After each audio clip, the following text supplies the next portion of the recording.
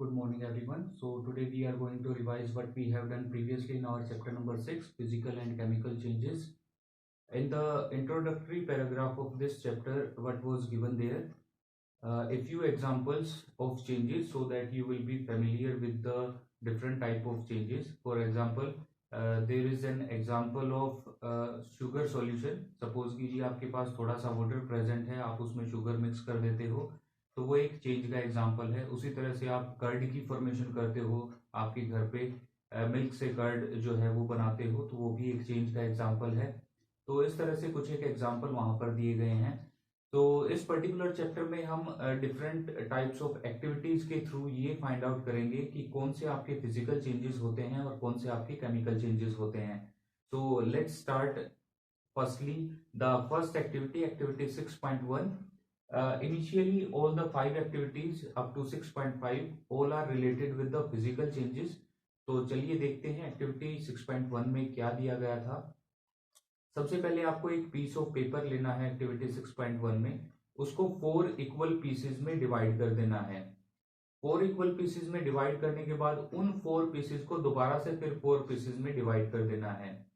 इसके बाद आपको क्या चेक करना है, दोबारा से उनको फ्लोर पे जो है वो रख देना है और उनको एक पेपर की शेप जो है वो देने की कोशिश आपको करनी है। क्या आपको दोबारा से वो पेपर मिल जाता है?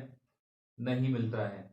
तो यहाँ पर बेसिकली हुआ क्या, जो आपका पेपर था कटिंग के बाद उसका साइज जो है वो काफी छोटा हो गया, डिफरेंट हो गया as compared to the original paper, और आपको ओरिजिनल पेपर भी दोबारा नहीं मिला। तो इस तरह का जो एग्जाम्पल होता है जिसमें किसी भी पर्टिकुलर ऑब्जेक्ट की साइज जो है वो चेंज होती है, वो फिजिकल चेंज का एग्जाम्पल होता है। नेक्स्ट एक्टिविटी है एक्टिविटी 6.2। एक्टिविटी 6.2 भी बहुत ही सिंपल सी एक्टिविटी है। आपको एक पीस ऑफ चौक लेना है, उसको आपको क्रश करना है in the form of powder. Powder बना लेना है उस चौक से। दोबारा से आपको उसके अंदर थोड़ा सा वाटर मिक्स करना है और आपको ये फाइंड आउट करना है कि क्या आपको दोबारा से सेम चौक जो है जैसा वो पहले था वो मिल जाएगा।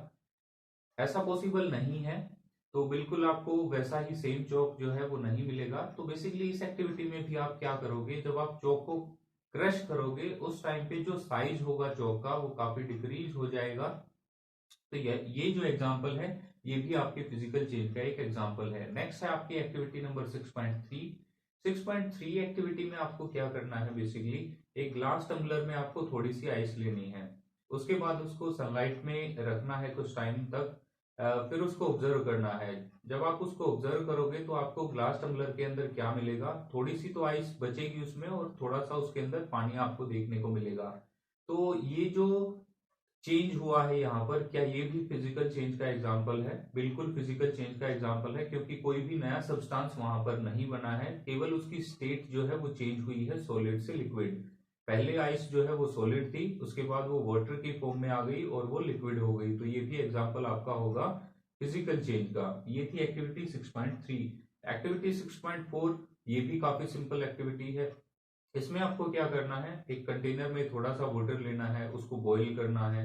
बॉईल करके जब उसमें से स्टीम जो है वो राइज होना स्टार्ट हो जाएगी तो आपको क्या करना है, एक ग्लास प्लेट आप ले सकते हो या कोई दूसरा कंटेनर ले सकते हो, उसको उसके ऊपर टिल्ट करके रखना है ताकि जो स्टीम है वो उसके साथ स्ट्राइक हो। जब वो उसके साथ स्ट्राइक होती है तो कुछ टाइम के बाद आपको उसे ऑब्जर्व करना है। आपको छोटी छोटी ड्रॉपलेट्स वहां पर दिखाई देंगी। तो इनिशियली क्या था, आपके पास लिक्विड था, लिक्विड से स्टीम में वो कन्वर्ट हुआ, गैस में कन्वर्ट हुआ, गैस से फिर दोबारा से जब वो स्ट्राइक किया दूसरे कंटेनर से, कूल हुआ, तो वो दोबारा से किस में कन्वर्ट हो गया, वाटर ड्रॉपलेट्स में कन्वर्ट हो गया। तो यहां पर भी बेसिकली हुआ क्या, स्टेट की चेंज हुई, लिक्विड से गैस बना, गैस से फिर दोबारा से लिक्विड बना। तो ये जो चेंज इन स्टेट है ये भी आपका फिजिकल चेंज का ही एक एग्जांपल है। लास्ट एक्टिविटी जो थी वो थी एक्टिविटी 6.5। एक्टिविटी 6.5 में आपने क्या किया था, आपने एक यूज्ड ब्लेड लिया था हैक्सॉ का, तो उसको फिर एक बर्निंग जो कैंडल होती है उसकी फ्लेम के ऊपर उसके एक एंड को रखा था और दूसरे एंड को आपने होल्ड किया था with the help of tongue. तो after some time what you will see, आपने क्या देखा होगा कि जो कलर है आपके हेक्सा ब्लेड का वो चेंज हो गया था। तो बेसिकली वहां पर जो आपको चेंज इन कलर देखने को मिलेगा, अगर आप उसको कुछ टाइम के लिए दोबारा से कूल होने के लिए रख दोगे तो वो दोबारा से अपने ओरिजिनल कलर में आ जाएगा। तो इस तरह से यहाँ पर भी जो चेंज इन कलर हुआ बेसिकली वो दोबारा से अपने कलर को रीगेन कर लेता है कुछ टाइम के बाद। तो यहाँ भी जो चेंज हुआ वो भी एक फिजिकल चेंज का एग्जांपल है, क्योंकि बस कलर चेंज हुआ, कोई नया सब्सटेंस फॉर्म नहीं हुआ। So all these five activities shows that if there is any kind of change in size, shape, state or in color, that we can get the original substance again. So these kind of changes are known as physical changes. तो इस तरह के जितने भी changes होंगे वो आपके physical changes का एग्जांपल होंगे। इसके बाद नेक्स्ट हमें जो डिस्कस करना है वो है केमिकल चेंजेस के बारे में। तो केमिकल चेंजेस बेसिकली कौन से चेंजेस होते हैं? इस तरह का कोई भी चेंज जिसमें कोई न्यू सब्सटेंस जो है फॉर्म होता है और केमिकल प्रॉपर्टीज चेंज होती हैं किसी भी पर्टिकुलर सब्सटेंस की, तो वो चेंज आपका कहलाता है केमिकल चेंज। तो केमिकल चेंजेस में हमने जो सबसे पहला एग्जांपल कंसीडर किया था वो था रस्टिंग का। इस पर्टिकुलर चेंज में होता क्या है, बेसिकली जितने भी आपके आयरन इंस्ट्रूमेंट हैं, चाहे वो आपके क्लासरूम के हों, जैसे क्लासरूम में आपके बेंचेस होते हैं वो आयरन से बने होते हैं, या किचन के हों, किचन में जो यूटेंसिल होते हैं जैसे आपका तवा होता है तो वो आयरन का बना होता है। अगर हम उनको एटमॉस्फेयर में ऐसे ही छोड़ देते हैं, इन दैट केस होता क्या है, बेसिकली उनका जो सरफेस है उसके ऊपर एक ब्राउन कलर की लेयर जो है वो फॉर्म होना स्टार्ट हो जाती है, और ये जो ब्राउन कलर की लेयर है ये कहलाती है रस्ट, और ये जो पूरा प्रोसेस है ये कहलाता है रस्टिंग। तो इसी वजह से जितने भी आपके आयरन इंस्ट्रूमेंट हैं उनको प्रोटेक्ट करके रखने के लिए कुछ मेथड्स जो हैं वो अप्लाई किए जाते हैं। उन मेथड्स को हम डिस्कस करेंगे आगे।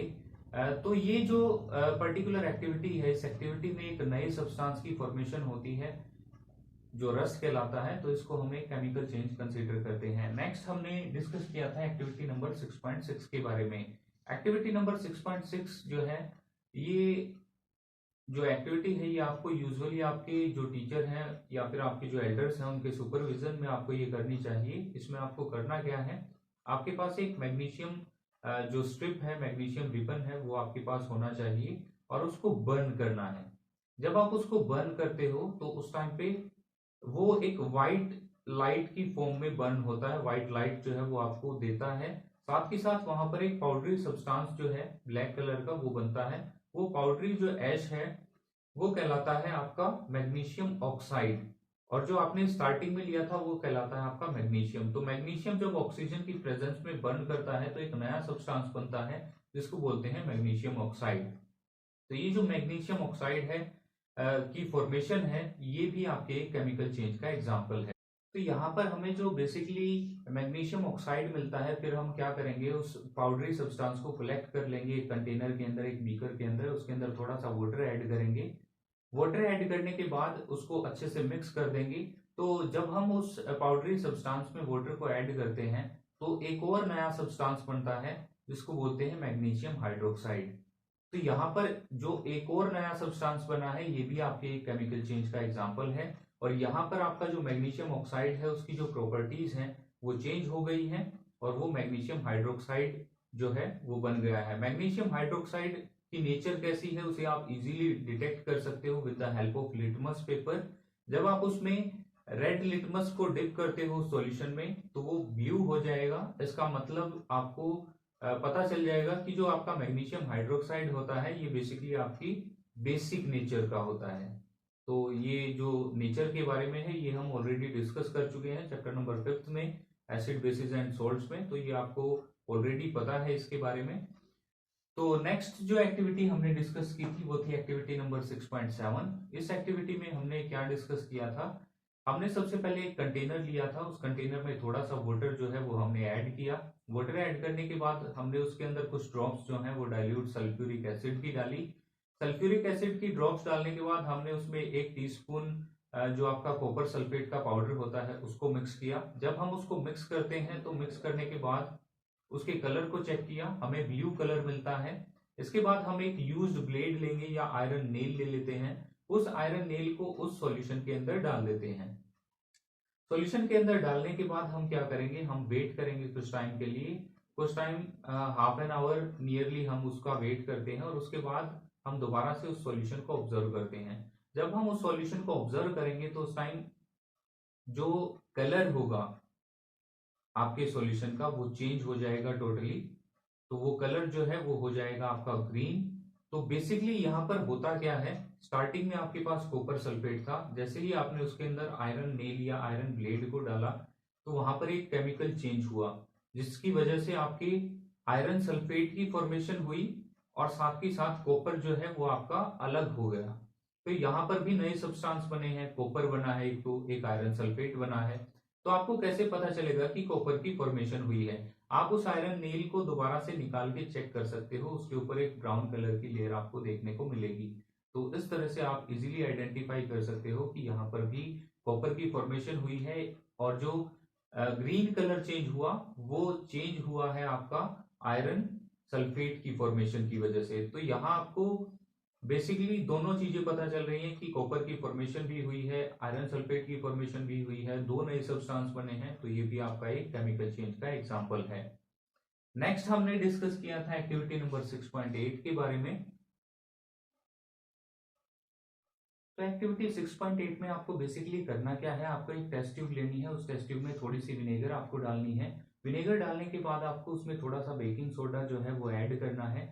जब आप उसमें बेकिंग सोडा को ऐड करते हो तो वहां पर आपको हिसिंग साउंड जो है वो सुनाई देगी, बबल्स की फॉर्मेशन वहां पर होगी। तो वो जो हिसिंग साउंड सुनाई देती है वो क्यों सुनाई देती है? वो कार्बन डाइऑक्साइड की प्रेजेंस की वजह से सुनाई देती है। तो इस पर्टिकुलर चेंज में जब हम रिएक्ट कराते हैं विनेगर को बेकिंग सोडा के साथ, तो वहां पर एक गैस की फॉर्मेशन होती है, कार्बन डाइऑक्साइड जिसे हम बोलते हैं। तो कार्बन डाइऑक्साइड भी एक न्यू सब्सटेंस है इस पर्टिकुलर रिएक्शन में, तो इसे भी हम एक केमिकल चेंज का एग्जांपल कंसीडर करते हैं। अब वहां पर कार्बन डाइऑक्साइड की ही फॉर्मेशन हुई है, ये हम कैसे चेक करेंगे? तो उसके लिए हम एक अरेंजमेंट करते हैं और इस पर्टिकुलर टेस्ट ट्यूब में जो आपकी गैस फॉर्म हुई है उसको लेके जाते हैं एक दूसरी टेस्ट ट्यूब में, जिसके अंदर आपका लाइम वाटर जो है वो प्रेजेंट है। तो कार्बन डाइऑक्साइड जब लाइम वाटर के साथ रिएक्ट करती है तो यूजुअली क्या होता है कि उसके कलर को चेंज कर देती है और उसको मिल्की टर्न कर देती है। तो जैसे ही ये गैस उस सेकंड टेस्ट ट्यूब में पहुंचती है तो वहां का जो लाइम वाटर है अगर वो मिल्की टर्न हो जाता है, दैट केस हमें ये पता चल जाएगा कि जो गैस फॉर्म हुई है वो कार्बन डाइऑक्साइड है। और जैसे ही जो आपकी कार्बन डाइऑक्साइड लाइम वाटर से रिएक्ट करती है तो वो मिल्की टर्न क्यों होता है? कैल्शियम कार्बोनेट की फॉर्मेशन की वजह से। तो अब ये जो सेकेंड रिएक्शन हुई कार्बन डाइऑक्साइड की लाइम वाटर के साथ, ये भी आपके एक केमिकल चेंज का एग्जांपल है, क्योंकि यहाँ भी एक नया सब्सटेंस बना जिसको बोलते हैं कैल्शियम कार्बोनेट। तो बेसिकली हमने इन तीनों एक्टिविटीज में क्या डिस्कस किया? रस्टिंग में रस्ट की फॉर्मेशन हुई, सेकंड एक्टिविटी में मैग्नीशियम ऑक्साइड और मैग्नीशियम हाइड्रोक्साइड की फॉर्मेशन हुई, थर्ड एक्टिविटी में आपकी फॉर्मेशन हुई कार्बन डाइऑक्साइड और कैल्शियम कार्बोनेट की। तो यहाँ पर इन एक्टिविटीज में हर एक एक्टिविटी में नए सब्सटेंस की फॉर्मेशन हुई, केमिकल जो प्रॉपर्टीज थी वो चेंज हो गई सब्सटेंस की। तो इसीलिए इन सभी को हम कंसीडर करते हैं एक केमिकल चेंज। तो बेसिकली वो कौन कौन से साइन हैं जिससे हम डिटेक्ट कर सकते हैं कि एक केमिकल चेंज हुआ है या नहीं, नेक्स्ट हमने उनको डिस्कस किया था। तो अब उन्हें हम डिस्कस करेंगे, कौन कौन से साइंस हैं जो हमें बताते हैं कि there is a chemical change around us. तो यहाँ पर वो सारे साइन लिखे हुए हैं जिसकी वजह से हमें ये पता चलता है कि एक पर्टिकुलर केमिकल चेंज जो है वो हुआ है। जैसे फर्स्टली हीट एंड लाइट में भी प्रोड्यूस, किसी भी पर्टिकुलर एक्टिविटी में अगर कोई केमिकल चेंज होता है तो हीट और लाइट जो है वो प्रोड्यूस हो सकती हैं। जैसे सपोज कीजिए आप क्रैकर्स जो है वो यूज कर रहे हो, फायरवर्क्स आप दिवाली के टाइम पे जैसे यूज करते हो, तो उस टाइम पे जब आप उनको बर्न करते हो, यूज करते हो, तो हीट और लाइट की फॉर्मेशन जो है वो होती है वहां पर। इसके अलावा सेकंड है साउंड में भी प्रोड्यूस, जैसे आप क्रैकर्स जो है यूज करते हो तो काफी एक्सप्लोजन होता है उनके अंदर, तो वहां पर साउंड भी प्रोड्यूस होती है। थर्ड जो है चेंज इन स्मेल, जैसे सपोज कीजिए आपके पास जो है एक या दो दिन आप किसी फूड आइटम को रखते हो तो वो उसके अंदर से स्मेल आनी स्टार्ट हो जाती है, तो वहां पर एक केमिकल चेंज होता है जिसकी वजह से ऐसा होता है। Next one is change in colour. Suppose कीजिए आप पोटैटो को या ब्रिंजल को या एप्पल को कट करके रख देते हो तो उनका जो कलर है वो कुछ टाइम के बाद अपने आप चेंज हो जाता है, तो वो भी एक केमिकल चेंज का एग्जांपल है। Next one is formation of A gas. Suppose कीजिए आप कोई भी चीज बर्न करते हो, जैसे आपके पास वुड है या कोई और फ्यूल है, अगर आप उसे बर्न करते हो तो इन दैट केस अलग अलग तरह की गैसेज वहां पर फॉर्म होती हैं। जैसे आपने देखा होगा स्मोक की फॉर्मेशन होती है, उसमें बहुत सारी हार्मफुल गैसेज होती हैं। उसी तरह से क्रैकर्स जब आप बर्न करते हो तो उस टाइम पे भी क्या होता है, बहुत सारी अनप्लीजेंट गैसेज आपके एनवायरनमेंट में ऐड हो जाती हैं। तो यूजुअली आपको ऐसा नहीं करना चाहिए, चाहे आप दिवाली के टाइम पे इनको यूज करते हैं, चाहे कभी भी यूज करते हैं, इनको यूज नहीं करना चाहिए, as they are very harmful for the environment as well as for the human beings and other animals. तो ये तो थे कुछ एक साइन जो हमें ये बताते हैं कि एक पर्टिकुलर केमिकल चेंज हुआ है या नहीं हुआ है। इसके अलावा इनकी इंपॉर्टेंस क्या है? Chemical changes are very important in our life, क्योंकि बहुत सारे ऐसे सब्सटेंसेस हैं जो बिना केमिकल चेंज के पॉसिबल नहीं है। जैसे आप अपने क्लोथ्स वॉश करते हो तो उनके लिए जो डिटर्जेंट्स हैं या सोप्स हैं जो आपको मिलते हैं तो वो केमिकल चेंज के थ्रू मिलते हैं। प्लास्टिक हम डेली एक्टिविटीज में बहुत यूज करते हैं, तो जो प्लास्टिक की फॉर्मेशन होती है वो भी आपकी होती है एक केमिकल चेंज के थ्रू। उसके अलावा जब हम बीमार होते हैं, जैसे अभी कोविड-19 जो है वो फैला हुआ है, तो उसके लिए वैक्सीन जो है वो ढूंढी जा रही है। तो जितनी भी दवाइयां बनती हैं वो भी आपके केमिकल चेंजेस के थ्रू ही बनती हैं। तो इसके अलावा फूड की फॉर्मेशन जो होती है, फोटोसिंथेसिस का प्रोसेस है, उसमें भी केमिकल चेंज है। तो बहुत सारे ऐसे प्रोसेसेस हैं जो केमिकल चेंजेस के एग्जाम्पल हैं और जिनके बिना सर्वाइव करना जो है वो काफी डिफिकल्ट है। तो इसके बाद हमने बेसिकली डिस्कस किए थे कुछ और एग्जांपल जो आपके केमिकल चेंजेस का ही एक एग्जांपल है। जैसे अर्थ के चारों तरफ एक लेयर मिलती है जिसको ओजोन लेयर बोलते हैं। ओजोन के जो पार्टिकल हैं उनका जो फॉर्मूला होता है, केमिकल फॉर्मूला, वो होता है O3।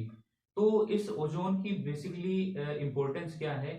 ये पूरी अर्थ को जो हार्मफुल अल्ट्रावायलेट रेडिएशन है जो आपके सन से आती हैं उनसे प्रोटेक्ट करके रखती है। तो जब भी अल्ट्रावायलेट रेज इससे स्ट्राइक करती हैं तो उस टाइम पे बेसिकली होता क्या है, जो O3 मॉलिक्यूल है वो टूट जाता है O2 मॉलिक्यूल्स में, यानी कि ओजोन जो है वो डिप्लीट हो जाती है, टूट जाती है ऑक्सीजन में। तो यहाँ पर भी बेसिकली एक केमिकल चेंज हुआ, एक नया सब्सटेंस जो है उसकी फॉर्मेशन हुई, ऑक्सीजन की फॉर्मेशन हुई। तो इसे भी हम एक केमिकल चेंज कंसीडर करते हैं। इसके अलावा फोटोसिंथेसिस के बारे में मैं आपको बता चुका हूं, जहां पर सिंपल सब्सटेंसेस कार्बन डाइऑक्साइड और वाटर मिलके एक नया सब्सटेंस जो आपके कार्बोहाइड्रेट्स हैं या आप स्टार्च बोलते हैं जिनको, उनकी फॉर्मेशन होती है। तो वो भी एक केमिकल चेंज का एग्जांपल है। तो जो नेक्स्ट चेंज था जो हमने डिस्कस किया था वो था डाइजेशन। तो जब भी हम कोई पर्टिकुलर फूड आइटम खाते हैं तो उसमें जितने भी आपके फूड कंपोनेंट्स होते हैं, चाहे प्रोटीन्स हैं, फैट्स हैं, विटामिन हैं, वो सारे ब्रेक हो जाते हैं सिंपल कंपोनेंट्स में, और उनको डाइजेस्ट करना जो है, एब्जॉर्ब करना हमारी बॉडी के लिए इजी हो जाता है और इजीली वो सेल्स तक पहुंचाए जा सकते हैं ताकि हमारी सेल्स जो हैं वो प्रॉपर तरीके से फंक्शनिंग कर सकें। नेक्स्ट हमने डिस्कस किया था रस्टिंग के प्रोसेस के बारे में। प्रोसेस के बारे में हमें पहले ही पता है कि जब भी आयरन को एटमॉस्फेयर में छोड़ दिया जाता है तो उसके ऊपर एक ब्राउन कलर की लेयर फॉर्म होती है जिसको रस्ट बोलते हैं, और ये प्रोसेस आपका रस्टिंग कहलाता है। तो बेसिकली नेसेसरी कंडीशंस क्या है रस्टिंग के लिए? दो चीजों की प्रेजेंस जो है वो काफी जरूरी है। एक तो प्रेजेंस ऑफ ऑक्सीजन और दूसरा है प्रेजेंस ऑफ मॉइस्चर। जितनी ज्यादा मॉइस्चर प्रेजेंट होगी किसी पर्टिकुलर एटमॉस्फेयर में, किसी पर्टिकुलर एरिया में, तो वहां पर जितनी भी आयरन की चीजें हैं उनको रस्ट लगने के चांसेस उतने ही ज्यादा होंगे। तो इसीलिए जितने भी आपके कोस्टल एरियाज हैं जहां पर मॉइस्चर की अमाउंट जो है एटमॉस्फेयर में, एयर में ज्यादा होती है, तो वहां पर आयरन की जितने भी इंस्ट्रूमेंट हैं उनको जो रस्ट लगने के चांसेस हैं वो काफी ज्यादा होते हैं और बहुत जल्दी वो इजीली रस्ट जो है वो गेट करते हैं। नेक्स्ट हमने प्रिवेंशन मेथड पढ़े थे कि रस्टिंग को हम कैसे रोक सकते हैं। दो तरीके हमने बेसिकली डिस्कस किए थे। एक तो पेंटिंग है। सपोज कीजिए हम आयरन के इंस्ट्रूमेंट के ऊपर पेंट कर देते हैं, दैट केस क्या होगा कि एक लेयर फॉर्म हो जाएगी और आयरन डायरेक्ट कांटेक्ट में नहीं आएगा ऑक्सीजन और मॉइस्चर के, और वो बचा रहेगा रस्ट से। इसके बाद नेक्स्ट हमने डिस्कस किया था गैल्वेनाइजेशन के बारे में। तो इस टेक्निक में बेसिकली किया जाता है, आयरन के इंस्ट्रूमेंट्स के ऊपर जिंक की एक लेयर जो है वो डिपॉजिट की जाती है ताकि आयरन डायरेक्ट कांटेक्ट में ना आए और रस्ट से बचा रहे। तो ये जो प्रोसेस है ये कहलाता है गैल्वेनाइजेशन। अब ये जो रस्टिंग का प्रोसेस है इसको रोकने की जरूरत क्यों है? क्योंकि इसकी वजह से बहुत सा मॉनेटरी लॉस होता है, इकोनॉमिक लॉस होता है हमारे देश का। जैसे बहुत सारी चीजें हैं जो आयरन से बनती हैं, अगर आयरन को ऐसे ही रस्ट लगता रहेगा तो वो डिप्लीट हो जाता है, खराब हो जाता है। जैसे शिप्स की अगर बात करें, उनका एक पूरा पोर्शन हमेशा पानी में रहता है और पानी के अंदर बहुत सारे सॉल्ट्स भी होते हैं सी के अंदर, तो वो रस्टिंग के प्रोसेस को और ज्यादा फास्ट करते हैं। तो उस मॉनेटरी लॉस को कंपनसेट करने के लिए, उसे बचाने के लिए यूजुअली रस्टिंग को प्रिवेंट किया जाता है। नेक्स्ट हमने जो लास्ट जो पर्टिकुलर टॉपिक था जो हमने डिस्कस किया था वो था क्रिस्टलाइजेशन का। तो ये जो प्रोसेस है इसमें बेसिकली किसी एक पर्टिकुलर सॉल्यूशन से एक पर्टिकुलर कंपाउंड के जो क्रिस्टल्स हैं उनको गेट किया जाता है। ये एक बड़ा ही सिंपल सा प्रोसेस है। इसके बारे में हम पहले भी पढ़ चुके हैं। 6th क्लास में भी हमने इसके प्रोसेस के बारे में पढ़ा था। जैसे सपोज कि ये आपके पास एक सॉल्ट सॉल्यूशन है, तो जब आप उसको हीट करते हो तो जो वाटर है आपका वो सारा इवेपोरेट हो जाता है और लास्ट में आपके पास बचता है केवल सोल्ट। लेकिन सोल्ट के क्रिस्टल बहुत छोटे होते हैं, आप उनको इजीली डिटेक्ट नहीं कर पाते। तो इसके लिए हम एक दूसरा प्रोसेस जो है, नेक्स्ट जो एक्टिविटी थी आपकी, एक्टिविटी नंबर 6.9, उसके थ्रू हमने इस पर्टिकुलर प्रोसेस को डिस्कस किया था। तो एक्टिविटी 6.9 में बेसिकली करना क्या है, सबसे पहले आपको एक बीकर लेना है, उसमें एक कप फुल वाटर जो है वो ऐड करना है, डालना है उसके अंदर। उसके बाद उसमें कुछ ड्रॉप्स आपको डाइल्यूट सल्फ्यूरिक एसिड की ऐड करनी है, उसको अच्छे से मिक्स कर देना है।